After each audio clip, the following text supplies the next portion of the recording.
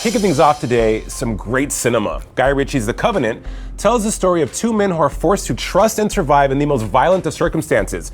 The war in Afghanistan. Jake Gyllenhaal plays the calculative Sergeant John Kinley, opposite Dar Salim, who is an interpreter with an agenda of his own. I sat down with both Jake and Dar, who shared with ISF how this film, at its core, is a grand depiction of the American spirit.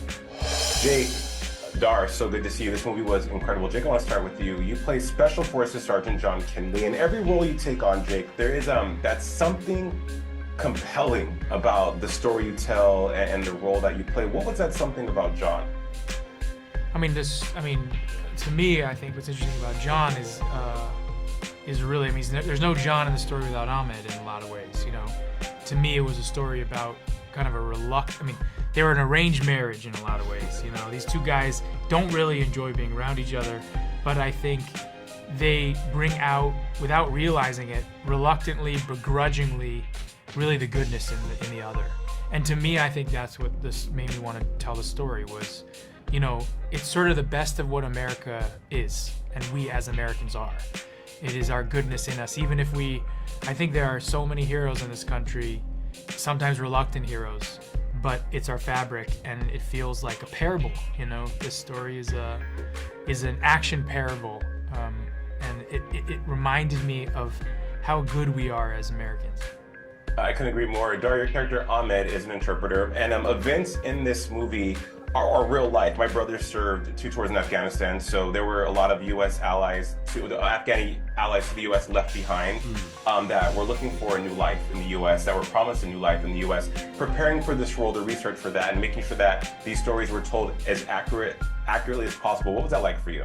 It was very important for me. You know, a lot of my friends, I'm from Denmark, and were veterans from the Iraq War and from the Afghan War, alongside with the U.S. soldiers and a lot of interpreters as well.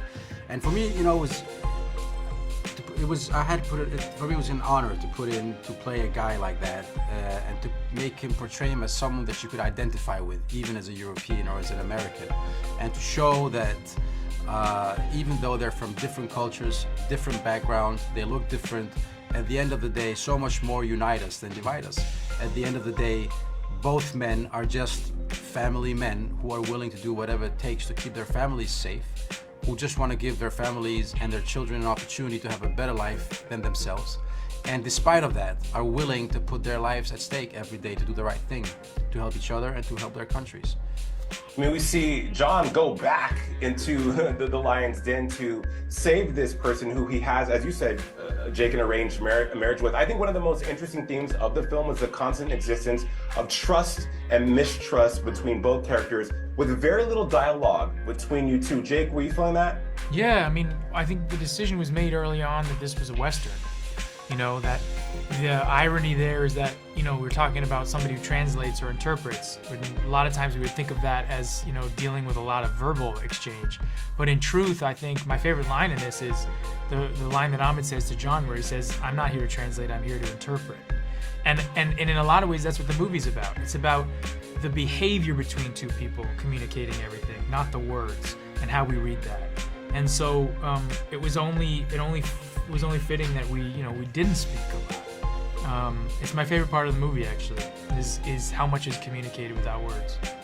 Mine as well. That emotion and that tension that you both had on screen was very palpable. Guy Ritchie's directing, Jake, he pretty much gave, well, both of you, Dar and Jake, gave you carte blanche to let go and be free with this. You know, the script, as you said, Jake, you were talking on the Hot Ones with Sean Evans, that you were expecting, 110 pages of a script, but he gave you 50 and was like, hey, just go and be you. What is that freedom like for you? What he said was, here's an idea for what we're gonna do. This is the structure, right? And we're gonna discover things together. But he wrote every scene every day. It was that we came in every morning and we would discuss what we had filmed before, the day before, the week before, and as we started to accumulate the story, he started to understand it better. And so he would write more, he would give us more. We would try something, he would want us to do something else. It was a constant kind of space of discovery, you know? And for me, I'm so inspired by that, because look, I make movies at this point with so much gratitude, but I make them for my experiences with the people I'm working with. You know, that's what we have. These are our lives. And when you work with someone who creates creative connection like he does, it's the best. It's the ideal. Jake, Dar, thank you so much. Thank you. Thank you.